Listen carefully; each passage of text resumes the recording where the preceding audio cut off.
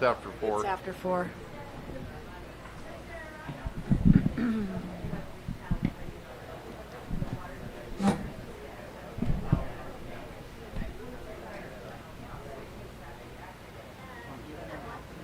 Do we have anyone on Zoom? Not at this moment. Not yet? Okay. No, everybody's at home enjoying the 4th of July week.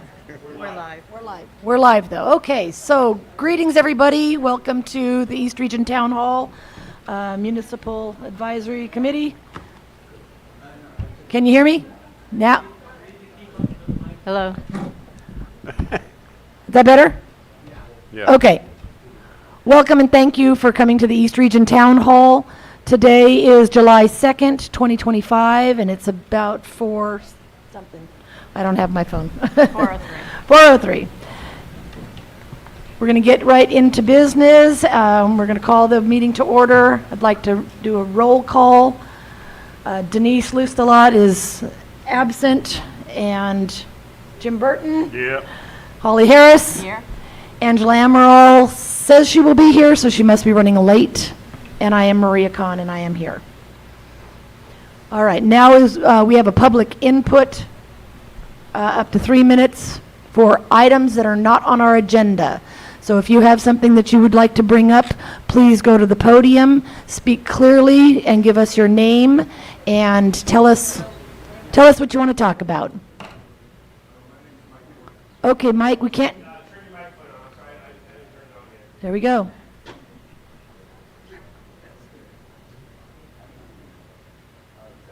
Hello? All right. Anyway, my name is Mike Word, and I noticed there wasn't anything on A little closer. the fires that might be happening this year. And I'm hoping that, I mean, it's wide open space back there. And, you know, a lot of that land the county has access to. We could very easily run a road through the top of that and put a water tank. There's springs over there, water's coming right out of the ground. Some way to fight these fires, because there's no way for them to do it up there other than bombing them with planes that apparently they're taking away from us. Are you talking about on the Klaus property? Well, all the way across, everywhere. I mean, you know, you get it up there, you can protect Spring Valley and you can protect the Oaks. But, you know, that's, you know, somebody's going to have to put the water tanks up there, and I've brought it up to Lars and everything, but, you know, they're not ready to spend any money till after we burn, so. Anyway, that's all I wanted to bring up, a little discussion. Okay, thank you, Because Mike. we are going to be facing it. Yes, well, let's hope not, but thank you. Yeah. Donna Makowitz reminding everybody to come out to the Thule Festival next Thursday, Friday, Saturday. And also, if you see someone who's pulled up to your water hydrant and is taking water out, call Clear Lake Oaks Water. That happened yesterday to me. Donna, where's the Thule Festival? Oh, Clear Lake State Park to start, and then over Big Valley Rancheria. Okay, on the other side of the lake. Great, Oh yeah, 24th and 25th, 26th. thank you.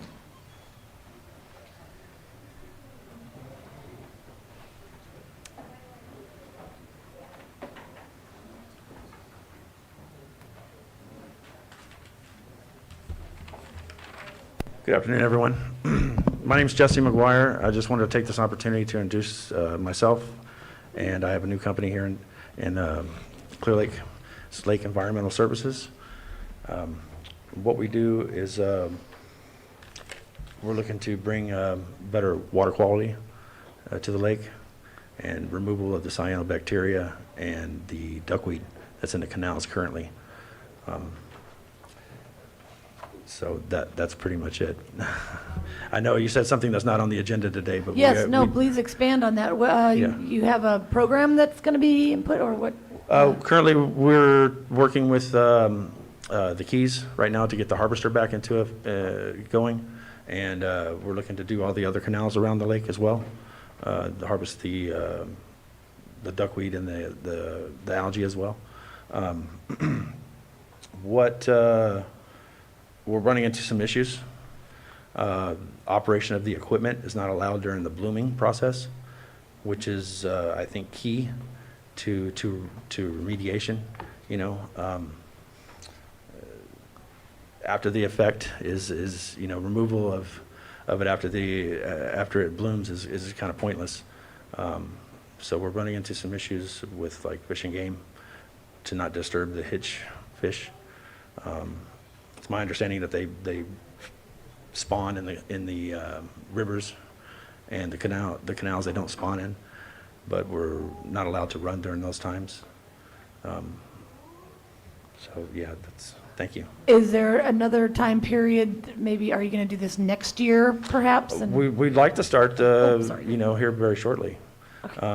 Next year would be our phase 2, where we're looking to actually remove some of the algae from the lake itself. And, of course, we have a whole bunch of things to go through to get there, but, yes. What we're going to do with the algae is fertilizer. And what we have is we have a micro bubble system. So we have 2 barricades that go out via remote control boats. They're very small. And we have a main boat that has the collector on it. So it's very similar to the harvester that they use in the yes, correct. So the 2 barricades come out. We micro bubble. We inject bubbles of oxygen at a micro level, a nano level, and it captures the algae within a 4-foot. You have your own harvester? We not harvester for what they have currently in What we the have. Keys. Yeah, I belong. But I have the boats already. Yes. Yes. Because I've been here 45 years, and the money they've spent to try to do what you're trying to do is incredibly high. Yeah. And, Well, we're actually looking to do it for free, Yeah, well, this is, yeah, okay. Well, with we'll- no we'll cost to the see. county at all. So yours is a for-profit business in which your business model is correct, No, you need Yeah, to- we're looking to collect the algae to make fertilizer and biofuels. and that's Yeah. what your product yourself. Correct. Yeah. Yeah. Okay, Biofuel with algae is Thank you. 78% less I know. emissions So, than normal yeah. diesel, and it just makes sense. thank you. So this is just a public input Yeah, thank you. segment, so thank you very much. Appreciate it. Thank you. Anyone else have anything to bring up that's not on the agenda? Okay, then we're going to move on to the next item, which is approving the earth minutes from October 2nd, 2024, which we can't do because we're missing. Actually, Angela should be here. Angela contacted County Counsel Lloyd Guintavano, and he said it was all right for us to approve it even if we had not been there. Oh, We have it in writing. great. So, I make a motion to approve the October 2nd, 2024 minutes. I second. You can't approve them. I can't approve them? No, you're president. Oh, well then, I'll make the motion. thank you. I'll second it. I'm new to this job, thanks. That's what you get when you hire unpaid people. Okay, thank you. So we also have minutes from May 7th, 2025. So move. Second. All in favor? Aye. Aye. Great, thank you. Okay, now today we are moving on to the next one, which is our guest speakers. We are going to have Lake County Director of Water Resources, Pawan Upadhyay. Sorry, I didn't mean to butcher your last name. Upadhyay? Upadhyay. Thank you. Upadhyay. Hello everyone, it's Pawan Upadhyay. I'm the Lake County Water Resources Director. I've been here for almost a year at this point. I just wanted to come here just to say hello. I have Linda with me. She is one of our wonderful coordinator. In total, I think I did receive a list of questions, so I can go by that, or if public has any question, and we can address that as well. I will start with a brief description for the department. In total, we have about 4 to 5 coordinators and then 6 water resources technicians. In total, as of now, last approved budget, we have 16 full-time staff and then about 20 part-time staff, which is mostly the quagga inspectors you might have seen around the boat launch sites. One of the question which we received was about the survey which some of the people have received. That's the Clear Lake Enhancement, Water Quality, Stormwater and Flood Protection Initiative. So this is the survey which has been gone out to selected individuals throughout the county. And the reason behind that is it's an initiative to improve the storm drains or manage the storm.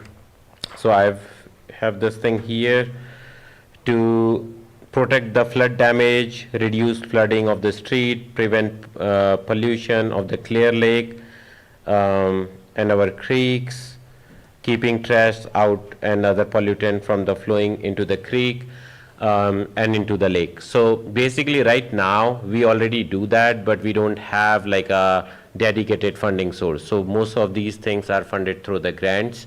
And this is the survey which has went out to public is about seeing the perception whether public is going to support something like this.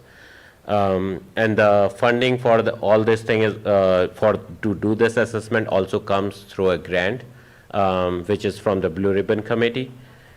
So yeah, we are using that grant to do this survey, and then whatever the outcome would be summarized, and then based on that, the next step would be taken.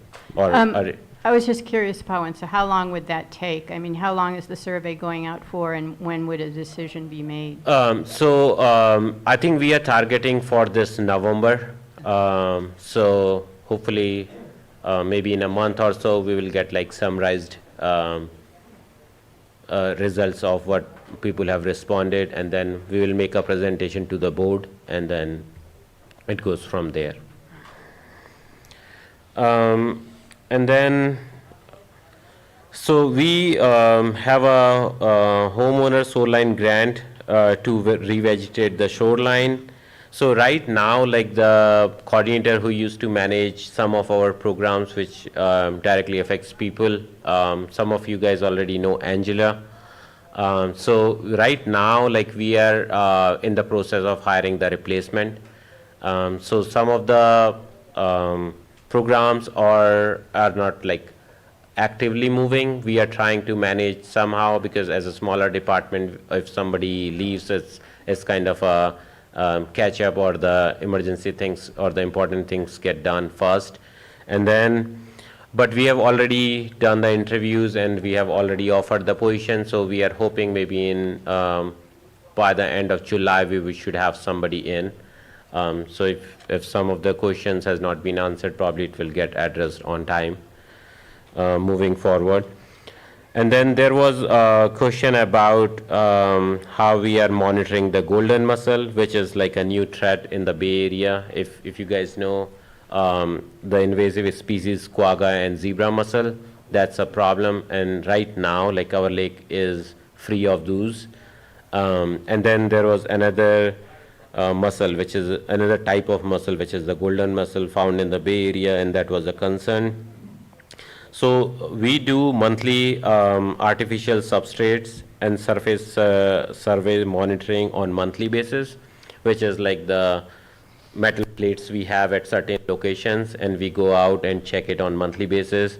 Right now, as of now, like we don't have any detection of quagga, zebra or golden mussel in our lakes, which includes other lakes as well, like the Blue Lakes and Indian Valley Reservoir. Right now, we have about 18 ramp monitors located at all public launch ramps, which includes Library Park at 3rd and 5th Street, Lucerne Harbor, Clear Lake Oaks, Redbird Park, Lakeside County Park, and Connaughton Vista Casino. And you guys might have seen our ramp monitors on these sites if you've been there. We have also been using mussel dogs for the inspections, and we schedule and place them strategically at ramps when large tournaments and holidays are taking place on Clear Lake. Tournament directors are notified by the ramp coordinators and technicians so that the participants are made aware of where mussel dogs inspection are located. So every boat is inspected by the mussel dogs. Also, so far, we have decontaminated about 24 boats, and it's counting, keep counting. Yeah, as I said, like there has been no golden or quagga or zebra mussel detected at this point. So yeah, that is there. And then we had a question about a UC Davis project, which is hypolimnetic project, which is project right now it's going through environmental review. So that project is in the Clear Lake Oaks arm, and then what they are doing is like they are putting like a tube down at the bottom of the lake in the middle, and then they're gonna pump the oxygen through those pipes. So basically what that will do is like inhibit the growth of harmful algae blooms. At least that's the hope. But right now there are like multiple projects which we are trying to control, because controlling algae bloom is like one of the priority. But it will take quite a bit of effort or different experiments. Yeah. Why don't you guys dredge that out and then you can just pump it into a truck and they can take it up to the Oh, guys? Sterling, Sorry. you'd have to be at the mic. Oh, sorry. Yeah.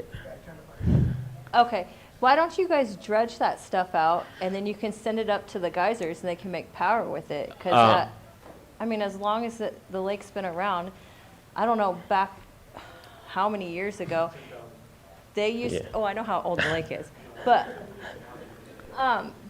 back in the day, there used to be a Chinese group or a Japanese group. They used to dredge the lake and pull that algae out, and Lake County wanted to get a cut of what they were making in it, and so they said, no, we're not going to pull it anymore, because they were doing it for free, but I know the county wanted a cut of that. Why don't you guys go back to dredging the lake, and you could just send it off and make power at the geysers with it?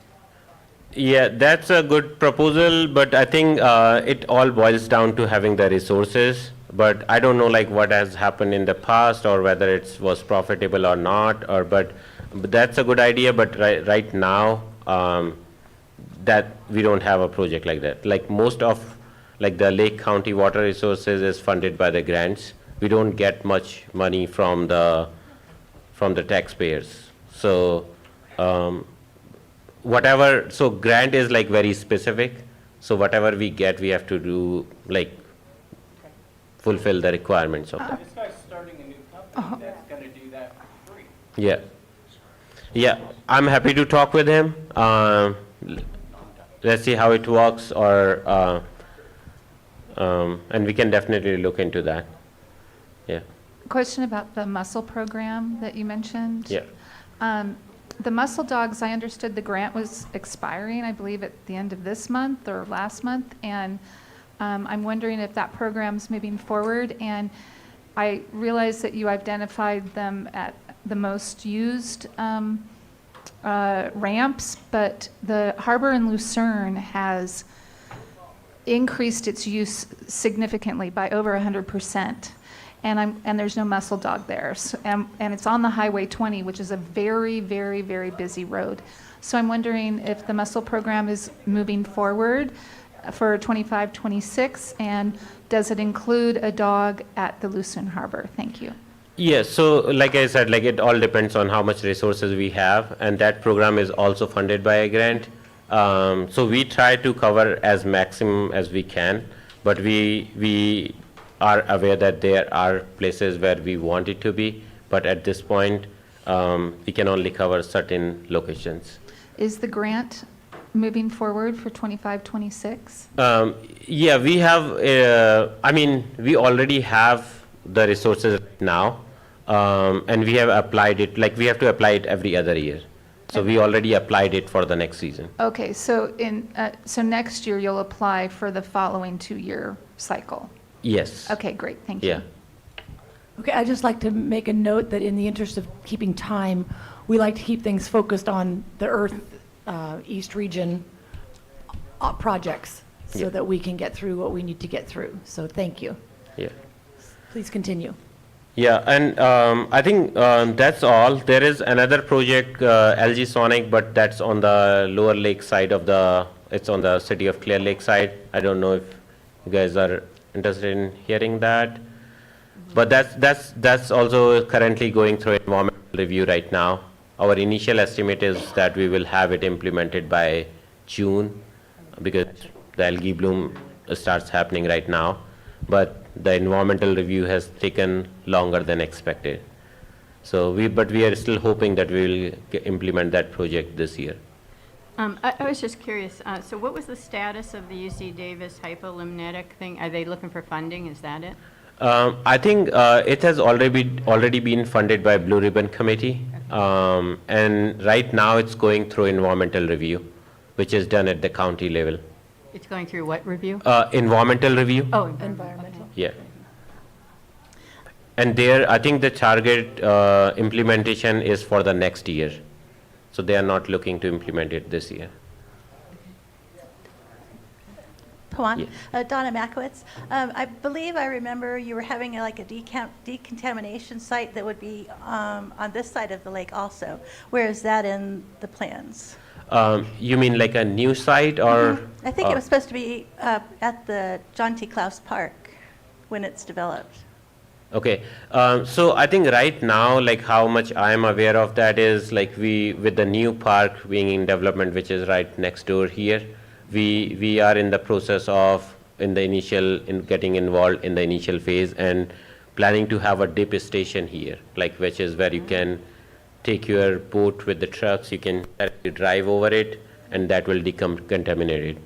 That's kind of our initial thinking, but the Board of Supervisors has asked for more detailed plan because we are asking them to fund that. Okay, thank you.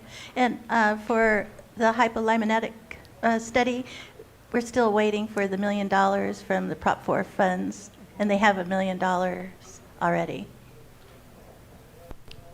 Thank you.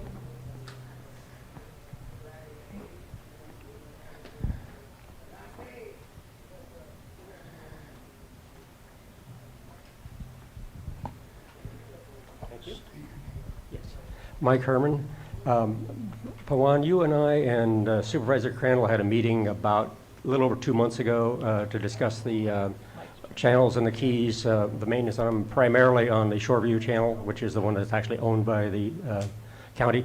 I haven't heard anything from you since then. I wondered if you had any progress on that. Yeah, I'm like I said, like right now we are like little short staffed, so I'm like extremely busy. I don't know, I can't recall right now like where that stand, but I do felt like didn't I responded already, or are you waiting on me for something? Yes, you were going to look into it. I left you a lot of documents and so forth, like the contract that you have with State Lands Commission and so forth that describes the county's duties and so on. And I also said that if you ran across anything else that I hadn't given you that you needed, I probably have it and could pass that on to you. Anyway, so the ball's kind of in your court to look into it and get back to me. Yeah, I can definitely look into that and get back to you. Also, the gentleman here who was talking about the algae and the duckweed in the Keys, I have had discussions with his partner that's also here, and that's something you guys probably should get together and talk about, because that could be a big help. Yeah, definitely. Yeah, we can talk, I guess. We can leave our card here, and then we can be in touch. Yeah. Thank you. Yeah, thank you.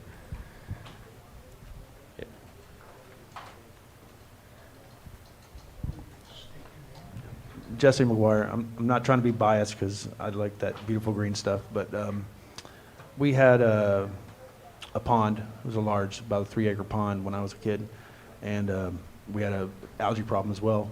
And my parents had pumped a bunch of oxygen into it. They had bought an oxygenator, and what had happened is that it turned the water into ammonia and killed all the fish because it wasn't used to having that much oxygen in it. I'm sure you guys have something in. Yeah, I mean that's a UC Davis project, the one which they are pumping the oxygen. I'm sure they have done their research or making sure, because that project has been done at other locations in California. Okay. So hopefully it's just about knowing whether that works here in the Clear Lake, because every lake is different. All right, thank you. Yeah.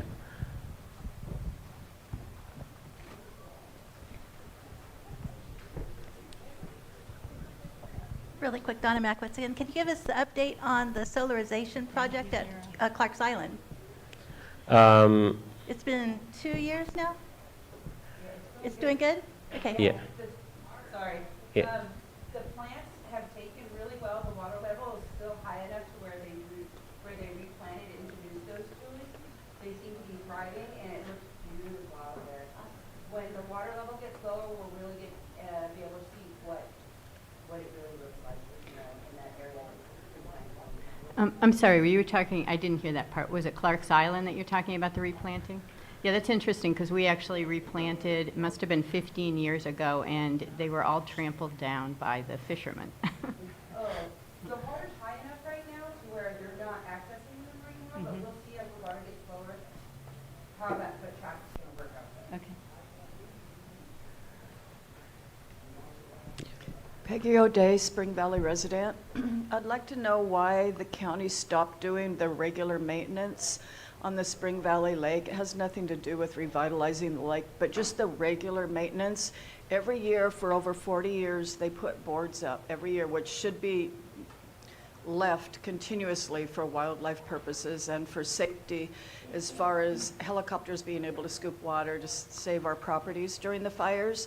3 years ago, they quit doing it. And there's not enough water in there to save our properties. Is there a reason they stopped the regular maintenance, and can we restart that again? So do you know who in county, like, who used to be the point of contact for that? I might have to check, like, Your at department? Water Resources? Yes, sir. Okay. Yeah, I'm also relatively new, so I've not heard about that yet, but I can definitely check into that. Before you leave, I'd like to get your contact information so I can follow up on that, and perhaps you could come out to one of the Spring Valley meetings. If you'd like to walk the dam, I'd like to do that with you. The trees that are growing, the roots are going to start cracking that cement fairly soon, so I'm hoping this year we can get on that. Yeah. And how many boats you are talking about? Like, is it Yeah, just two or just three. two? Yeah. So a feet or 2 feet higher than Yes. what it is? 2 boards, 2 feet each. 2 feet each. Okay. Thank you. Yeah.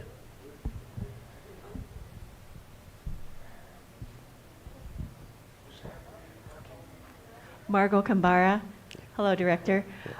Just a couple of questions. One of the needs that we have as a county is that we don't have a good idea of our aquifers and our water basins, especially in terms of capacity. Your department is ideally situated for that, and I understand you guys are resource constrained. It looks like grants might be a good way to go about that. Can you, one, comment on this need and how high this ranks on your priority list? And also, how about getting a full-time hydrologist on board? And if you need help with grant writing, I volunteer to help. It's in my background. Thank you. Yeah, I mean, it's always good to have more grants, but I'm happy to inform that saying we already have a couple of projects, which includes like groundwater studies and also like the electromagnetic studies where they fly like a helicopter above airplane, and then they can gather the data about which areas would be more suitable for groundwater recharge. So it's already in the making. We already have those grants, and also studying so it's on the other side, but the Scotts Valley Aquifer and the Big Valley Aquifer, like the relationship between them. But yeah, I think we already have a couple of projects, but and we do have like a coordinator who is dedicated to that. Not like full time, but like he does other things as well, but that's part of responsibilities. Yeah. I was just curious if there's anything that we here in our region, Earth, can do to help out water resources, any sort of information, any things that we could be doing.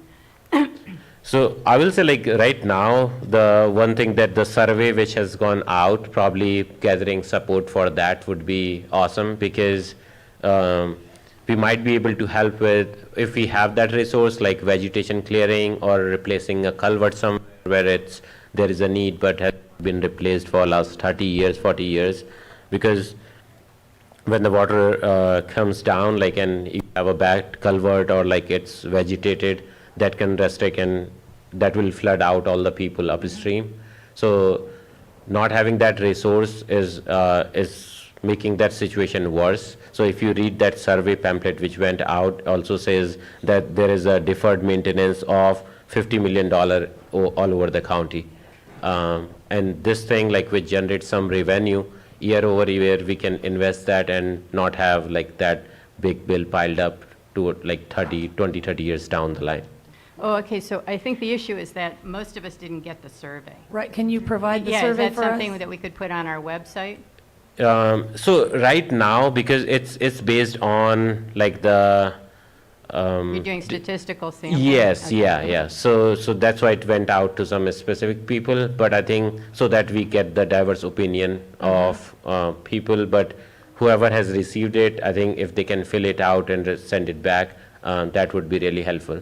Oh, I guess maybe by the time, if you're targeting for November and going to the board, maybe that would be the time that we could take a look at all of this. Yes, yeah. So Director Paul, and I have a question about that. On the survey, because I did get one, Yeah. and there's a fee that tells you how much the fee is, but it doesn't elaborate. Is that a fee per parcel? Is it by acreage? Is everybody going to pay the same amount? Like, is it, yeah. how Yes, does the I fee think calculate? it's a fixed amount. It's based on like each parcel or each property. So it'll be for the parcel size regardless of how big or small it is? Yes, yeah. Okay, all right. Yeah. And I think it was $27 or Yes. $24. Yeah. I think there are a couple of options. One is like $9 or $10, other is 20, something like that. So it varies? Yes, yeah. Because I was like, what is this for? It's a watershed protection district survey, and I have a picture of it. I can show you it has it asks certain questions about, like, where I live, I'm not anywhere near the lake, so that's why it was a lot of maintenance. Yes, so around. it is not just about the lake, but all the creeks which flows around, or like storm drains which might be around you, but they are like kind of clogged, not cleaned up, or because right now there is no dedicated source to look at that. Okay, thank you. Okay, we'd like to end comments after Okay, this so gentleman. this- so that- Steve- Excuse me, Steve. excuse me. We'd like to make you be our last comment with this because we'd like to get Sarah Ryan up also. Okay. So, Steve Thank you. Robin, follow up on that question. This fee, is this to pay for the survey, or is this to pay for something else? What is Yeah, this fee? so right now that survey is funded by a grant. Okay. And that would be for the actual services, like cleaning out a culvert or replacing a Okay, culvert so down the line. improvements, physical Yes, improvements. physical improvements, yeah.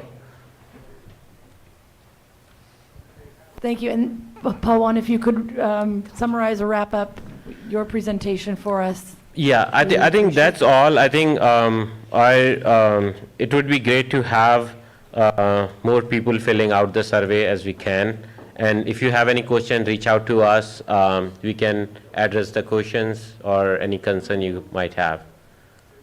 Yeah, thank you. Thank you so much. Thank you very much. Linda's got a comment too. Hey, Linda's going to add a little. What? Yeah, it's on. Okay, cool. I have gifts if anybody wants any. It's a boater, it's spill kits. And so it's a little survey. They give them out through the coastal cleanup. So this has stuff that we're working with coastal cleanup. And my plug for coastal cleanup, September 20th, if anybody's interested in volunteering. But if you're a boater, this is a spills kit. If you want one, come up, and I got one for you. Oh, nice. Thank you. Thank you very much, Pawan, for coming. Okay, now we'd like to introduce to you Sarah Ryan, our Environmental Director at Big Valley Band of Pomo Indians, with an update on cyanobacteria, toxins, sampling results, and water quality in the Clear Lake Oaks arm of Clear Lake. Thank you, Sarah. Thank you. Thanks for the invitation. Really excited to be here. On everybody's table, I handed out some of the things I'll be talking about today. I do also have a PowerPoint presentation which I'll share with your officers, and hopefully they'll be able to put that on the website and you can look at it at your ease, because it really is a presentation that needs pictures. So I'm going to do my best to kind of describe things. So my name is Sarah Ryan. I'm the Environmental Director for the Big Valley Band of Pomo Indians, and I've worked for them for almost 25 years. It's very exciting because the tribe, which owns Canocta Vista Casino, so if any of you have been over into Lakeport to that location, you will have probably seen some of the tribal members. They are very dependent on the lake. They care about this lake. They eat the tules. They use the tules for ceremony. Kids are in the lake swimming all the time. They eat the fish and the clams from the lake, and are just as concerned as everybody else, about what's going on with our lake. Is it safe? And so back in 2014, the two shoreline tribes in the county, which is Elam Indian Colony, which is right at that Superfund site, Sulphur Bait Mercury Mine, and also Big Valley, we started a cyanotoxin monitoring program and have been doing it ever since. So we're on our 11th year. Elam, unfortunately, had to drop out for the time being, and so they have not been part of it since about 2020. So Big Valley, we basically adopted their sites, which are all these sites that are in your area, for sampling. And you can see in the booklet that I put on the table the location of all of our sampling sites, and it is on the shoreline of the lake. It's the page that has, it's about, let's see, put the glasses on, 6 pages in.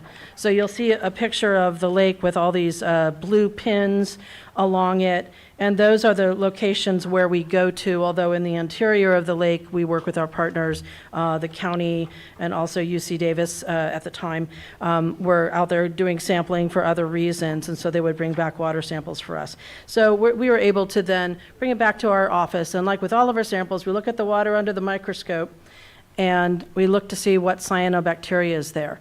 So when we're talking about cyanobacteria, there's all these different kinds. And if you remember, from grade school, kingdom, phylum, class, order, family, genus, species, kind of remember that.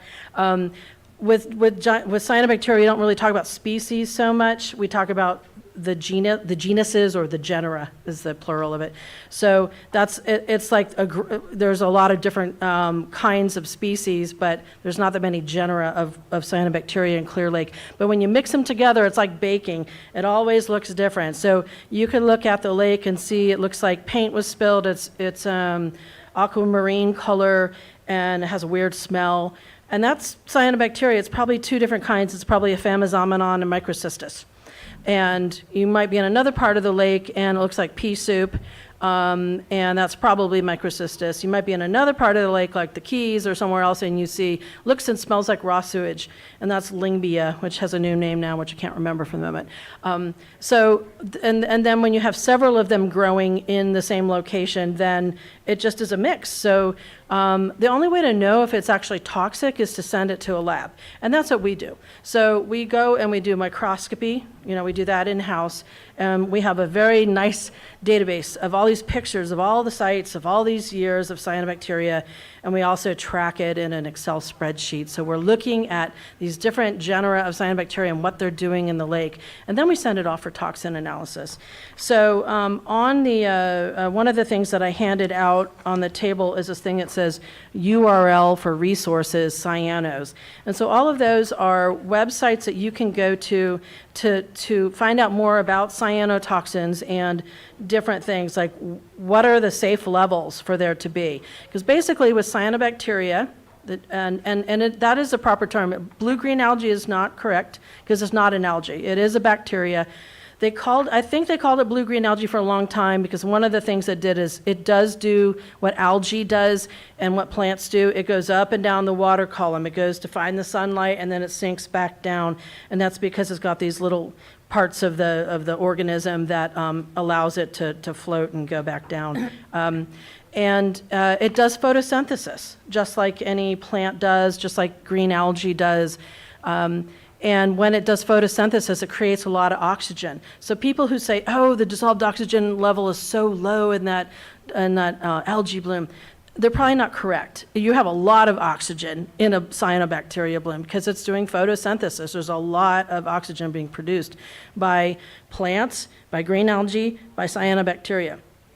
But what happens, one of the things that happens in this lake is once it starts to die, because either someone sprayed something on it that they shouldn't, or they finally are just dying from the heat, or just dying, they use up a lot of oxygen, and that ends up with fish kills. So some of the fish kills that have happened on this lake is not because of the toxin levels, but because you've got this big mass of stuff that's covered the water, and now it's using up all this oxygen as it's dying. So you can have fish kills with cyanobacteria blooms. The smell is atrocious. I know I've done some sampling where I really thought I was going to puke and faint at the same time. It was so horrible. I felt so bad for the people who live there. There's actually studies primarily in Florida, but they are finding cyanotoxins in the nasal passages of people up to a mile away from inland lakes in Florida, not knowing whether having them in your nasal passages is going to create some sort of health effect, but we really don't want them in there, right? So this idea of getting rid of the bloom, it really is important. But what's happened is there's so much food in the lake, and the woman who asked about dredging, I'm sort of starting to lean on dredging myself, because even though it's a massive amount of soil that would have to be removed, and we would still have to control what goes in, and we'd have to figure out where it went. And I'm thinking, maybe Texas might want it, or, one of the states really, is okay with, stuff, and they could treat it. But we don't have a way to get rid of that much soil, and it's not just resources here, it's just, the permits and all of that. So there are some measures that are being developed through the Blue Ribbon Committee to do some mitigation, basically Band-Aids. So over at Big Valley, and actually the county came up with the Band-Aids years ago when the blooms first really came back in earnest in 2009 or 8. I don't know if you all remember, but it was a lake-wide bloom. People were crying, businesses were shutting down. People were, not coming to vacation. The smell was atrocious. It was the one that looks and smells like raw sewage, Lingbia. There was fish kills. It was just a disaster. And nobody was testing for toxins, okay? It was just the bloom. And that was the case for a number of years. And finally it was like, we had heard, and the other countries have been testing for toxins. It was like, maybe we could test. And so in the state of California, they actually came up with levels of safe levels. And anything above 0.8 micrograms per liter, that's is caution, and it's based on a risk assessment for children playing in the water and drinking water, like how much they swallow, because they're spitting water out at each other and doing all this stuff. And so they came up with the Office of Environmental Health Hazard Assessment came up with a level in California of 0.8 micrograms per liter. So if you look at that map on page 6, you can see that in 2023, and I need to update this, but in 2023, the highest level on the lake was 16,821. That's a bit above 0.8 micrograms per liter, right? And that was at Jago Bay in the lower arm. If you look at page 6, you can see the table. The highest we've actually had was during the drought, so that's kind of interesting. And that was 160,378. That was at Redbud Park in lower arm. So you can see that and we actually sample in the upper arm. The highest toxin levels have been in the lower arm and Oaks arms over the years. And it really is, partially about we've got this drain, called Cache Creek Dam, which is controlled by somebody else, and they open and close it when they want to. And then we have sometimes had droughts, and there's evaporation happening, and you have like all this sort of sludge. You have the food, and you have the blooms, and it's all kind of moving down with the currents toward the Cache Creek and Yolo. Yolo doesn't test their water, but there's also some studies that show that produce that has been grown with water with cyanotoxins in it have cyanotoxins in it. So Yolo does get a gift from us, and I would really love to test their water and some of their produce. And I think we should bring those types of studies here, as well as the inhalation study to see what's going on with folks. We do also know it builds up in the fish tissue. So Big Valley did a study. There's no other data but ours, so I'm hoping some other folks do it too. But we looked at multiple fish species, fish and shellfish, from all 3 arms of the lake over like an 8-year period, and looked at the toxin levels in their tissue and also their liver. Microcystin, which is the main toxin that we have in Clear Lake, is a liver toxin. There are, in this booklet, there is a discussion about the health effects of microcystin and other toxins, and liver toxins are just, not good to have. There have been a couple of dog deaths on the lake, and it's really, you always see it on Facebook, and I'm like a bulldog on that. If I see somebody saying, my dog died, I'm contacting them. Did your vet report, did you take it to a vet? Did your vet report it in the system? I contact the state, because I'm also the co-chair of the state cyanobacteria, California Cyanobacteria Harmful Algal Bloom Network, so I'm all mixed up with those folks anyway at the state. And so a lot of times, people, vets aren't reporting it, unfortunately. Physicians aren't reporting it. If you're in the body of water and you feel sick afterwards, you really should let your doctor know, because the symptoms of microcystin, the liver toxin, the symptoms of that is just like what you see in the summer. It's flu-like symptoms and gastrointestinal distress. So you can say, was that the potato salad at the picnic or was it the lake? I don't know, but it's good. It's the same kind of symptoms. So get that information, let your doctor know. And it's good to report these things because it's a way of tracking it, to also see what's happening, whether we're trending to more toxic or less toxic. So yeah, this booklet is basically, it's got a few pictures in it, shows some of our microscopy. I was talking about the fish, so on our website at bvrancheria.com/EPA, you will, and I put out my business cards on the tables, and I've got more if people need it. You can go to our website and you can see what the toxin levels were in the fish. The carp seem to have the most. It's very interesting. The hitch have a really high level. Is that affecting the hitch? Is that one of the things? Well, this California Department of Fish and Wildlife is looking at our data, and they are looking at that, and they actually have a HABs coordinator, a harmful algal bloom coordinator, at CDFW looking into how cyanotoxins impact fish and wildlife. So there are studies on that. We just removed, there was a death of 2 swans and a grebe in the Keys the other last week. We were able to get a hold of them, and thank you to Donna and everybody who was part of that. And the CDFW just picked that up the other day. They're going to look to see if it's avian flu, and they think it might be. There was also pesticides applied. We got a sample of the water, so they're going to be testing for that. And then also looking at cyanotoxin issues, because you guys do have some bloom going on. Although the toxin levels are really, I don't know if you saw the data we just put out. Okay, so we have a website, or we have a Facebook page, Clear Lake Water Quality, and also on our website, bvrancheria.com/Clear Lake cyanotoxins. And the Keys, I think, was below caution, so no signage needed. But that was on June 23rd. So we're out there every 2 weeks going to sites. I did bring some, only 6 of these, but this is, if anyone's interested, take a bag, and I can make more. And it's like, if you see something that you really think needs to be looked at under the microscope and you'd like to see the toxin levels, we might not be able to send it to the lab because it is 140 a sample per toxin. And we spend a lot of money on that, the tribe does. But we can at least look under the microscope, and I put some gloves in there, some explanation of how to do it, my business card, and a little form. And if you get the samples over to us within 24 hours, get it in the fridge, get it on ice, but get it over to us. We can look at it, like I said, under the microscope, because it's really neat to see. Well, it's bad, it's not good that all these coves are really socked in sometimes, by cyanobacteria. And I know people suffer. I live in Glen Haven now. I moved there a couple of years ago, and I watch the birds swimming in the green, and it kind of comes in and it goes out and in and out. Right now, looking at the microscopy and sort of like the trends, we're moving toward having a quite socked in sort of lake with cyanobacteria. It doesn't mean there's toxins. So each cyanobacteria has its own thing going on. It might or might not be producing toxins. The only way to know, again, is to test.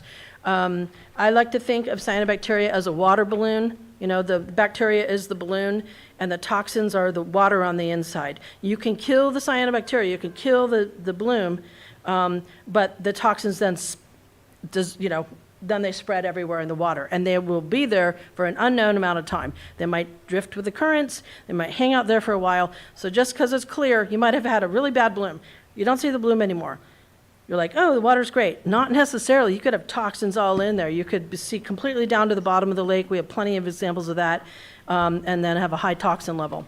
So you might see caution, warning, or danger signs, or some other signs around the lake that have a QR code. That QR, and the county put those up.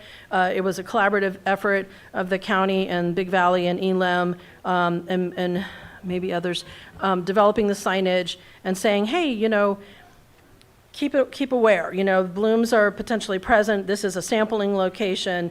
click the QR code, it'll take you to the data, because it's all about the data. I mean, it's still, and I think it's important to note to people, like everyone who says, oh, you can't go in the lake, you can't eat anything.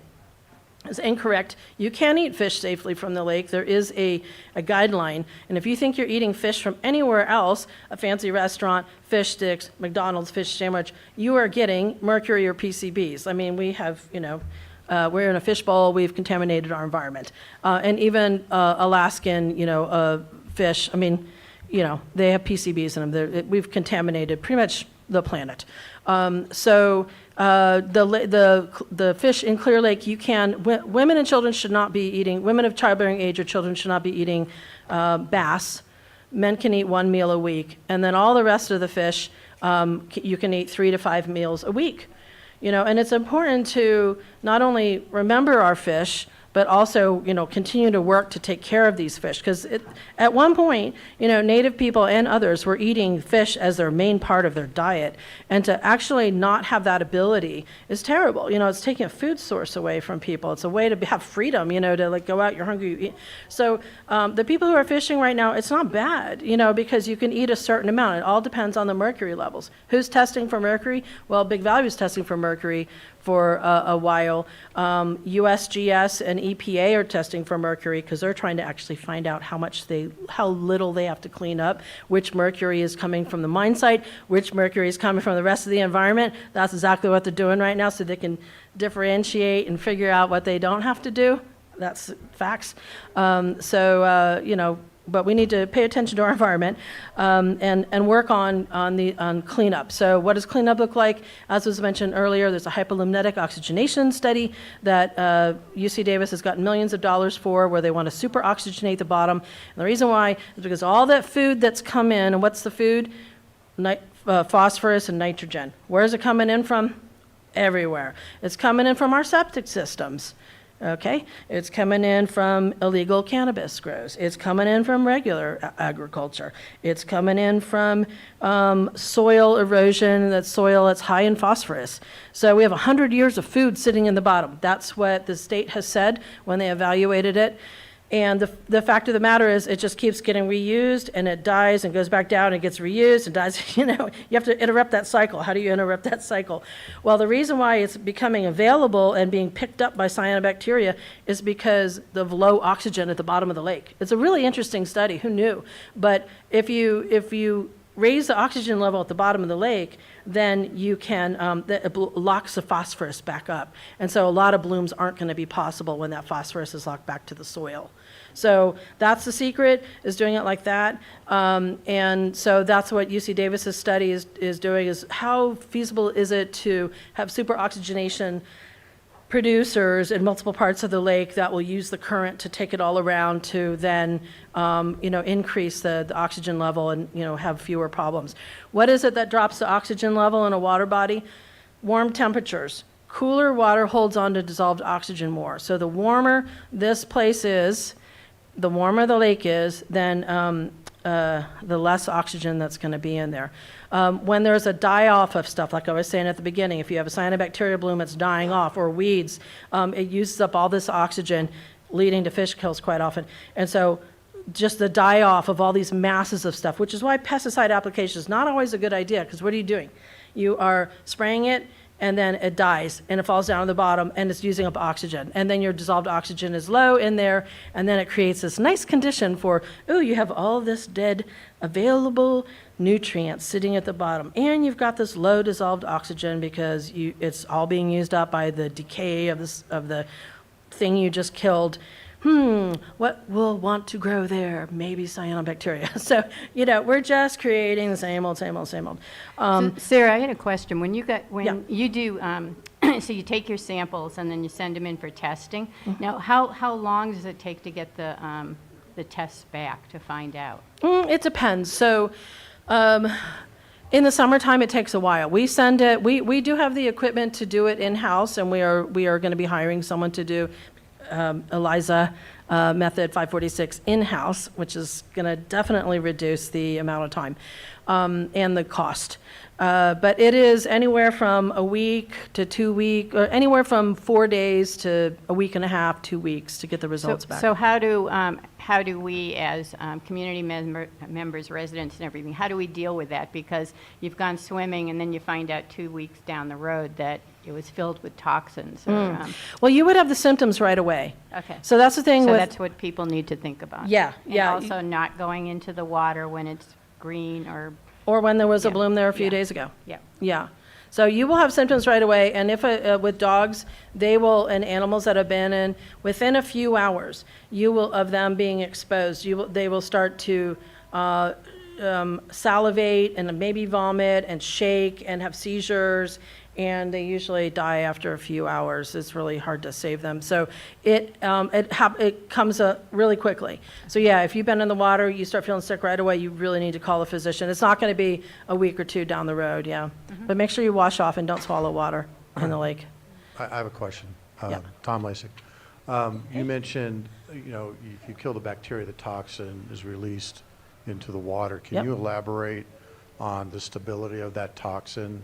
Does it break down with sunlight?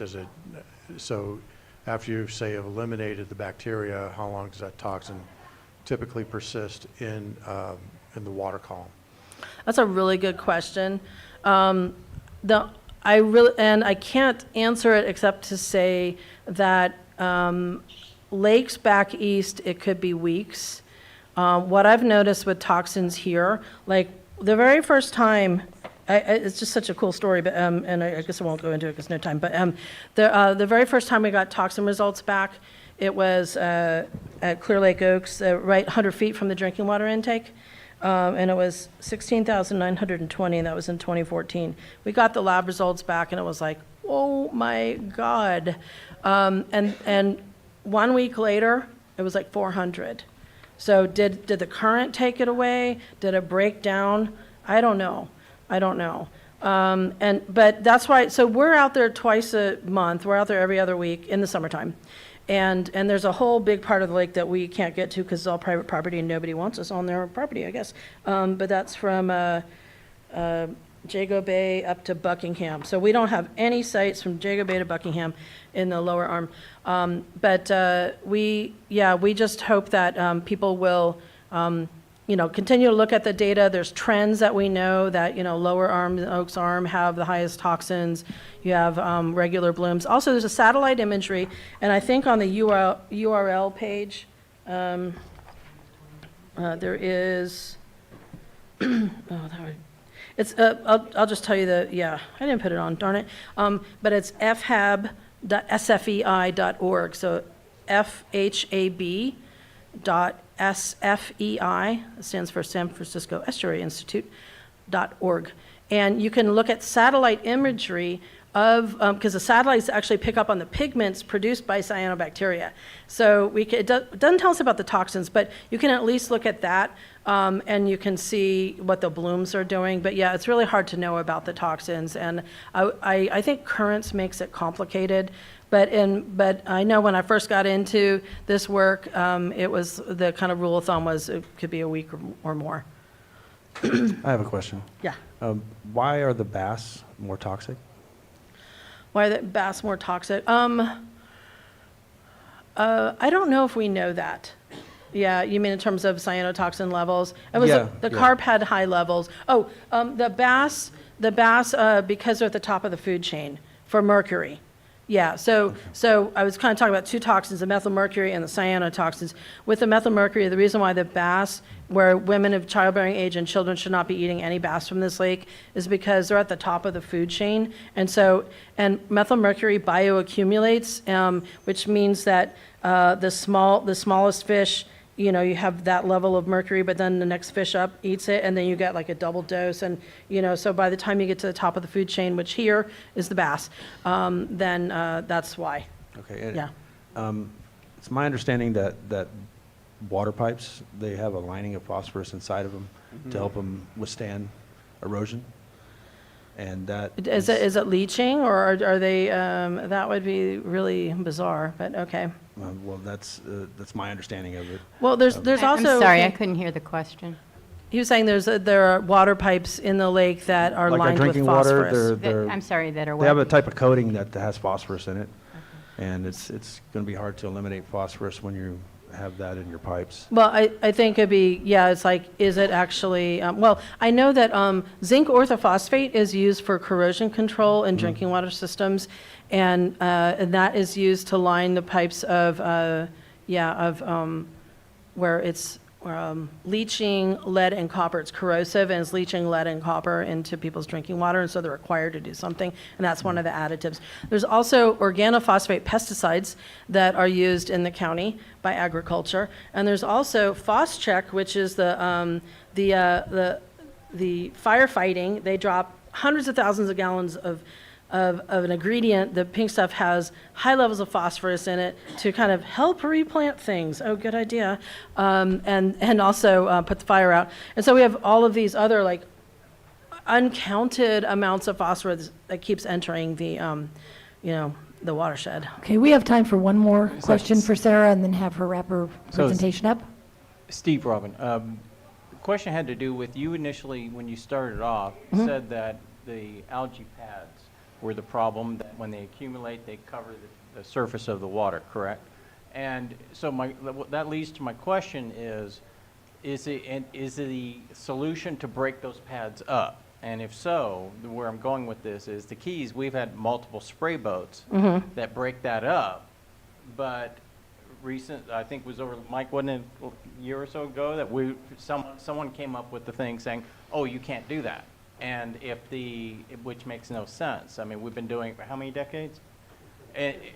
Yeah, exactly. So what's the problem? Is there any problem on a scientific level of breaking this, just going through the channels and shooting water at it and breaking these pads up, which reduces the smell because it's broken up and it's pushed into the water? I think the danger is that you've broken it up, and what happens when you break open a cyanobacteria? I don't know. The toxins spill out. Like a water balloon, the water balloon's the cyanobacteria, the water inside is the toxins. You break open the water balloon, then the toxins are there. So that's same with using algicide. But the question is, you might not have the type of cyanobacteria in the Keys, and you don't always, because we sample here, but that produces cyanobacteria, and so it might make sense to do that aeration. We do aeration off a Big Valley shoreline. We have no detective cyanotoxins right now, and we do aeration off the shoreline, and we don't have a boat, but we stand there with a horse, a water pump and a fire hose, and we're circulating the water back out. We hire the guys to do that and spray it, and keep that circulation going. We also have some diffusers that we got at USA Blue Book, some Casco diffusers that sit at the bottom of the lake and they bubble up like what you have in like a fish tank. So the aeration, I think it would be interesting to do a little study. I don't know if CDFW is who said no or the county who said no, but what we could do is like, what are the toxin levels right now, and see if you're allowed to do it, what are the toxin levels after? And it could be no increase in toxins, but I think that's the concern. What our motto at Big Valley is aerate often and early. Could you please help us coordinate with Keys POA in regards to answering that question? Yeah. So we can figure out where this came from, who said to not do it, if it was just an individual's opinion, or if there's actually some sort of scientific data behind it.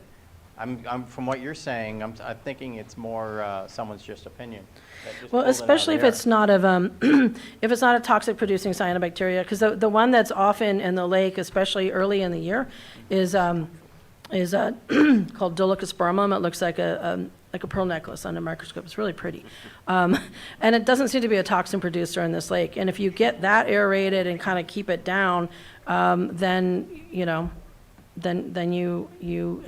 don't increase the toxins, then what's the problem with that? The other thing I just want to say real quick, Azolla is good, okay? These little weeds that everybody hates because it looks so scary, it turns red, and that's really scary.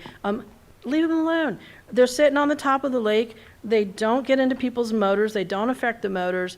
They're actually blocking the cyanobacteria from coming up, right? Because the cyanobacteria wants to come up. If you've got a nice carpet of Azolla on there, what's the problem? It's blocking sunlight from the cyanobacteria. You don't have to kill it. If you kill it, you're just putting food down for cyanobacteria to eat, and you're opening it up for them to go, oh yeah, and then it's going to move up and down the column. So something to think about, keep the things that are, keep some of the primrose, keep some of the zola. It's eating the nutrients the cyanobacteria wants to eat. It's using up sunlight and blocking sunlight for the cyanobacteria. Just something to think about. Don't get rid of everything. You're not going to have a clear lake. And what's going to take advantage is the stuff that's the strongest, which seems to be the cyanobacteria. So anyway, that's it.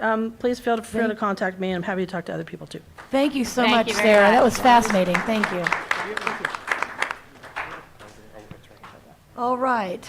Our next agenda item is Earth Business, update and consideration of Earth activities and projects. And actually, that's a line item that we have there, but I don't have anything to bring up. Okay, well, we'll move on. Okay. How about the District 3 MAC update, consideration of letter of support for Middle Creek Trails, D3 survey results, and activities to date? Okay, so as you know, we have had our D3 MAC Alliance, which consists of representatives from Earth, Surth, and Worth, have been meeting, and we put together a survey that many of you may have taken already. To date, it's going to go for just a couple more weeks, but to date, we have about 50 surveys that have come in, quite a bit from Earth. And I was just going to give you a short update on what came out of it. First of all, 70% of the participants wanted collaboration between the three MACs. 28% had no opinion or were undecided, and there was one against it. In terms of ranking, the top ranking items were public safety, code enforcement, and environmental issues. So what we'll be doing is going through and putting together the final results this month, along with any comments. Then we're going to start looking at the projects in all areas and start ranking them, by survey results, length of time, ease of completing, et cetera, and come up with a plan that we would bring back to each of the councils. So. Then in terms of, I wanted to bring up the Middle Creek Trails, which we had spoken about, Pawan.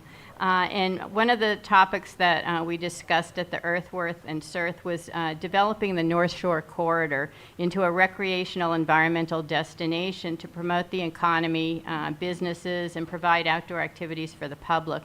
And in 2018, Konocti Regional Trails with Public Services developed a trail in the Middle Creek Restoration Area, which is over by Rodman Slough.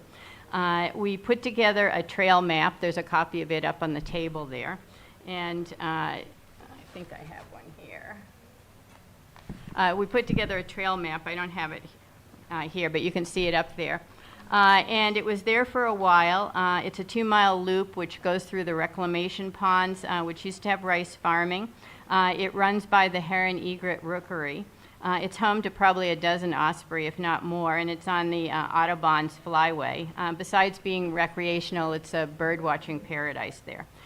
When the KRT website was recently relaunched, we noticed that the trail was removed, and upon inquiry, it was, I understand that there was dumping that was going on over there. Is that true? Okay.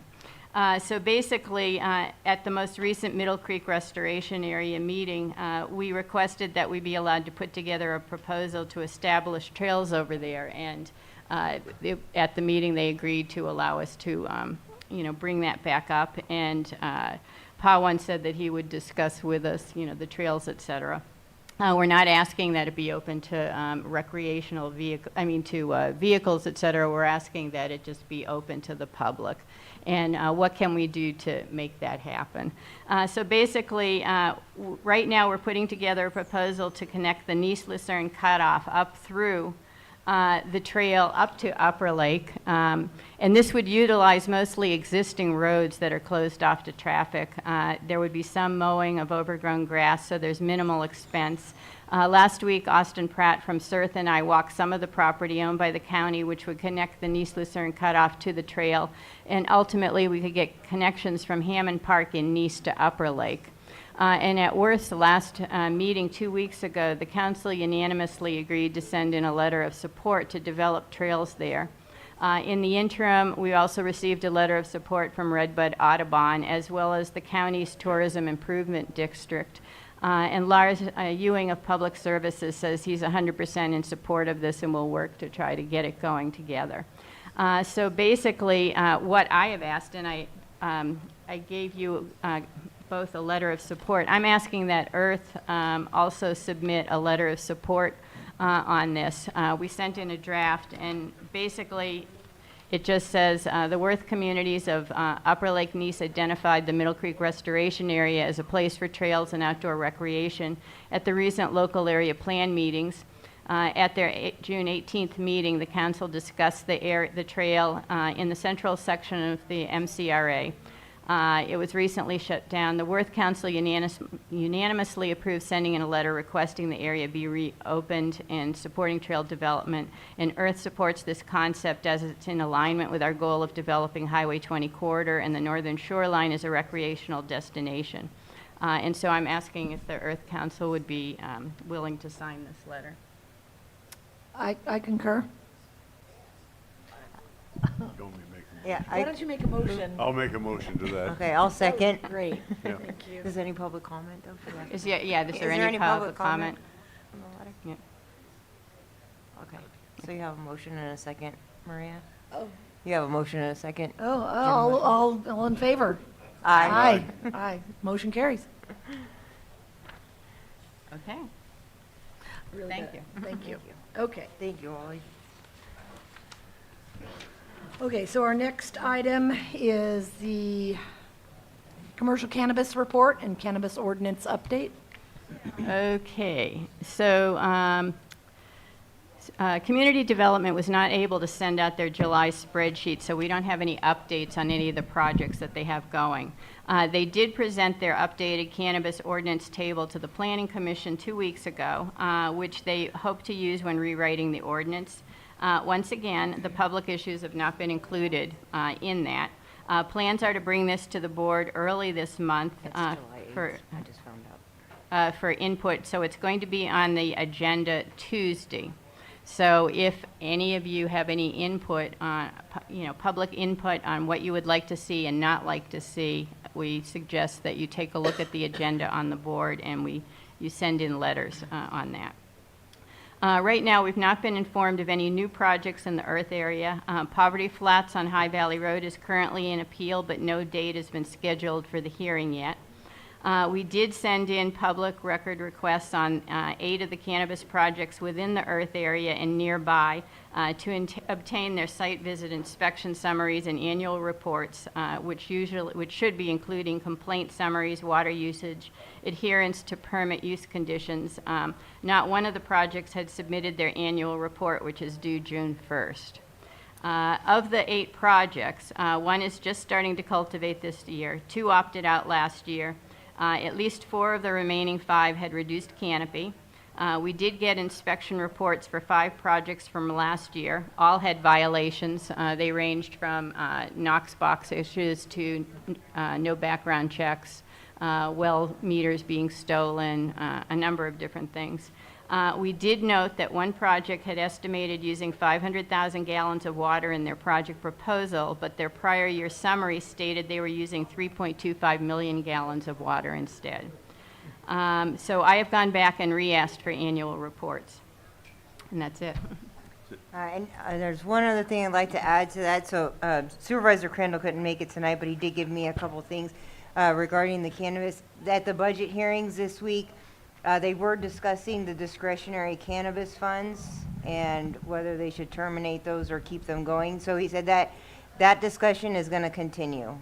Supervisor Crandall would like to keep the discretionary funds because it helps him with stuff in his district. So he just wanted me to let you guys know about that. They will continue those discussions. Okay. Yep. Is that it? Yep. Chuck, you got? Oh. Okay. He's ready for the Remember next the one. next one? Yeah. Aha, okay, so now we're going to move on to the High Valley Road update on safety issues. Mr. Chuck Lamb. Yeah, Chuck Lamb. Never a dull moment up there on High Valley Road. For those of you who were here at the last meeting, Director March, Glenn March was here. Former Director Glenn March was here. And I asked him some questions about the progress of helping with the traffic issues, accidents and so forth. I got significantly unsatisfactory answers from them, and with no goals, no idea, no surveys, nothing. So I suggested at that time that we enact an emergency ordinance, and I asked EJ for help on that. And 2 days later, I sent in a formal request for an emergency ordinance for High Valley Road to limit the size of the trucks and to cut down the speed limit. This would be a temporary ordinance until such a time the county or the DPW gets the problem to the point where the engineering and the assessment and everything is taken care of, and then the options for corrections are presented to the Board of Supervisors.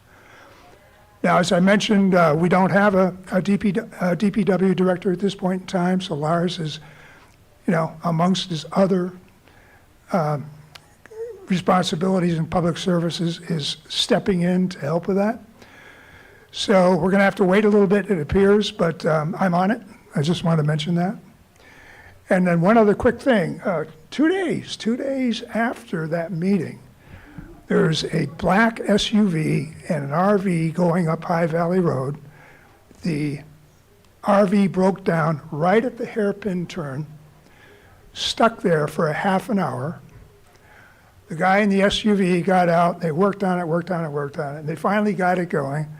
Then the RV and the SUV headed back up towards the forest on High Valley Road, about a mile up from Brassfield. And it was about 10 minutes later, a fire broke out up there. And we also saw, and we have this on camera, we also have pictures of the SUV coming back down the road from High Valley Road. Fortunately, CAL FIRE was on it. It was called the Oak Fire. I went up and I saw the Hulk afterwards, and the RV was just totally burned out. There was a four-wheeler that was burned out as well. So I just want to mention that never a dull moment in High Valley Road. Thank you. Thank you, Chuck. Thank you. All right, Spring Valley update. We'd like to introduce Sterling. All right, hello. I did give you guys some letters to maybe you guys can help us in Spring Valley. Our advisory board comes back every month with no answers from, our advisory board comes back every month with no answers. We've been trying to figure out when they're going to calibrate the meter coming off the water tank. The Robin believes that it's not calibrated right. It's been 2 months. They still haven't calibrated it.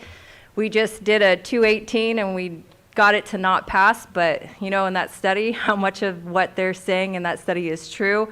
Another update basically is we're still trying to work on getting the bridge. I've written numerous letters. I have requested from the Board of Supervisors and I get nothing back. It's starting to get kind of old from, the Board of Supervisors. Nobody's stepping up and trying to help our community. So basically the update is I'll find out a little bit more tonight. But if you guys can help us get updates and maybe start requesting, people to show up to our board meeting down there for the advisory board, so we can get the answers. When are those held?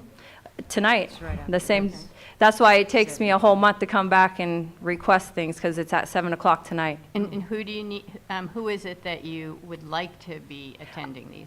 We would like Robin Borey, the head of special districts, the lady that says that she can't spend $5,000 to put on a meter on one of the fire hydrants to calculate how much CAL FIRE uses, or if they come out there to use the water to fight fires. She stated that it costs $5,000 and we don't have the money, but turned around and purchased a $17,000 fence to put around $5,000 worth of cold patch. So we're not getting answers. And then Have you requested that she? we requested it through Helen Mitchum. Okay. I guess Robin doesn't give Helen the answers, and they come back, and it's no answers constantly. Another is the lake recovery. I've been requesting. They have had so much grant money going to that lake recovery in the last 30 years, and it's still sitting dead in the water. So we're wasting how much grant money's left over. Special Districts has collected the money, but lake recovery is still dead in the water and nothing is happening. So we need help in our community all the way around with getting answers. So that's all I have. All right. Until next month. Sterling, so I wanted to ask you a couple questions. With your letter, has the CSA board sent a letter as the board to the Board of Supervisors? They speak with EJ all the time, so I honestly don't know. I made copies of these same letters for them also tonight, and they can send it to them. I've emailed these letters to every single one of the Board of Supervisors. I have not gotten one answer back from not one of them. Okay.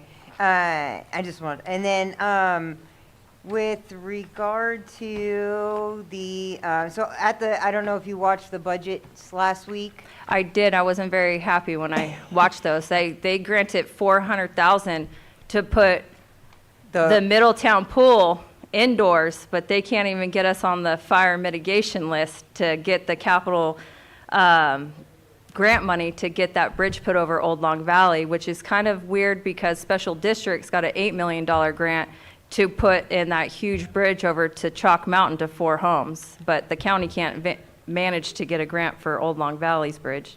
Right, so there was, the things that I saw, and I have it up here on my screen, so they did have a bunch of different things in Spring Valley, and there was the bridge at Cache Creek, Upper Wolf Creek, and Lower Wolf Creek. Yes, so that's through Special Districts. That's not, so Old Long Valley goes through Public Works. That's county-owned, not the subdivision. Okay, and then a construction of a new well, which I know you're probably aware of.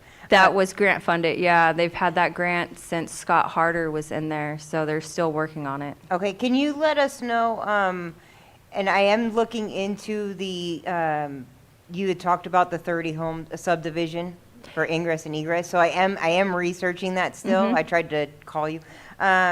I am still looking into that. And can you let us know what happens tonight if you can convince CSA to send a letter as CSA to Yes. the Board of Supervisors and let us 100%. know?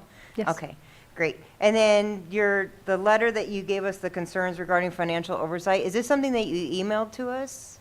I just gave it to you guys Oh, here. okay. I printed it out for you guys. Okay. I did email a similar letter like that to the Board of Supervisors Okay, it requesting just said June 25th, and I was like, did I miss it? Yeah, I had Okay. it, no, I had it, I typed it up then, so. Okay, all right. Yeah, if you can keep us informed. Yes, I will. Okay, Thank you. Thank you.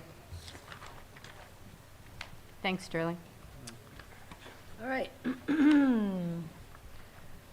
Well, the update on Cal Recycle County Free Dump Days, that's probably an EJ. yes. Did you get it? Or do you from- have it? I got a little bit. He didn't have much information. He was waiting for the official numbers, but he did say that he knows it's over 600 tons That's for good. all of the dump days combined. He doesn't know the official number, and I think Holly said that they were working, code enforcement is working on putting a presentation together for the Board of Supervisors, and they'll have all the numbers. It should be the end of this month. Yeah.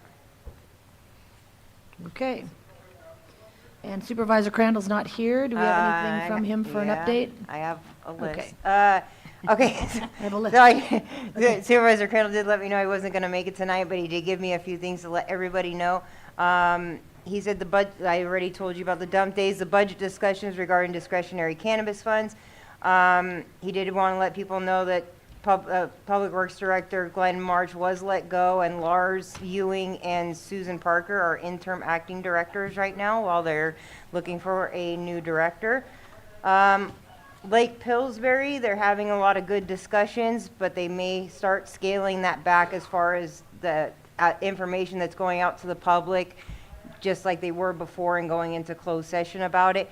But the mayor, I don't know if you guys have seen, the mayor of Cloverdale has put a video out that he did a PRA request for the seismic studies for Lake Pillsbury, the dam, and the dam is seismically sound. So they're having meetings. Sonoma Clean Power is, so they're doing a feasibility study on if they can come into Lake County, if it would be feasible for them to do so. They will be doing a presentation at next week Board of Supervisors meeting. Then they're also doing a presentation at the City of Clear Lake City Council meeting, and then the City of Lakeport City Council meeting next week. That information's up there on the table too, if you want to see that. Okay. And then, Let me just yeah. add something on Sonoma Clean Go Power. for it. Okay, so Sonoma Clean Power, for those that aren't aware, they are trying to put together an alternate energy package. They work with, basically, they broker, they buy energy, and so they're an alternative to PG&E. So the presentation they're putting together, Clear Lake, Lakeport, and the county asked them to put together a proposal, and they're going to be presenting that. I did get a thing from them. Typically, if you have $179 a month in an electric bill, you might see $10 less in your bill, but more of the power that's being bought is renewable. And they do a lot of things. They're a nonprofit organization, basically. That said, I did watch the Sonoma Clean Power board meeting where they talked about this in June. They are thinking about requiring that the county join the GeoZone in order to get to this power plan. The GeoZone is where they want to come in and develop geothermal energy. They did say in their documents that they will not disrupt the geothermal setback that we have that prevents it around the lake. But it looks like the area they're looking at consists of expanded geothermal area consists of Clear Lake, Lower Lake, Kelseyville, Hidden Valley, and Cobb and Middletown. If anybody wants to see any of that information, I can forward it to them. The other thing is that they did stress that if Lake County, they're also considering requiring Lake County and Clear Lake and Lakeport to come in together or not at all. And the other thing that they say is if Lake County does agree to come into this, they have to agree to be politically aligned with Sonoma Clean Power. Basically, Lake County would get 2 seats on a 13-person board. Mendocino's also part of it. They have 2 seats on that board. The rest of them belong to Sonoma County and the Sonoma County cities. The other thing they did say is that the county would have to be aware that they may have to, if they dropped out of this in less than 20 to 25 years, they could be having to pay a penalty of between $10 million, they had 3 different figures, between $10 million and $100 million in order to get out of this. So this is something that we really, really need to make sure the supervisors know about. You know, we have sent this into EJ, so he's aware, but everybody should just take a look at this. It's not as simple as saving, you know, $10. And there are years where the price could be higher than PG&E, you know, besides being lower. So we need to think about this. Once again, we don't want to be shipping out, giving away everything to everybody else. We need to take care of ourselves. So. And there is the map of the interim, the suggested area of where they want to expand. Geothermal wells, yeah, and it's mostly Middletown, Kelseyville, and all the way up to, well, the roundabout on the highway, is the area they want to explore. Another thing about it too is it does use PG&E's infrastructure, so you are still subject to PG&E. PG&E controls the distribution line, so you're still subject to power shutoffs, and PG&E gets to decide when the power comes back on after a shutoff event. So, yeah. So just so you guys are aware, Just saying. Yeah, there's a lot more to it than just a little bit of savings. There's a lot more to it. Is there anything else for Sonoma Clean Power?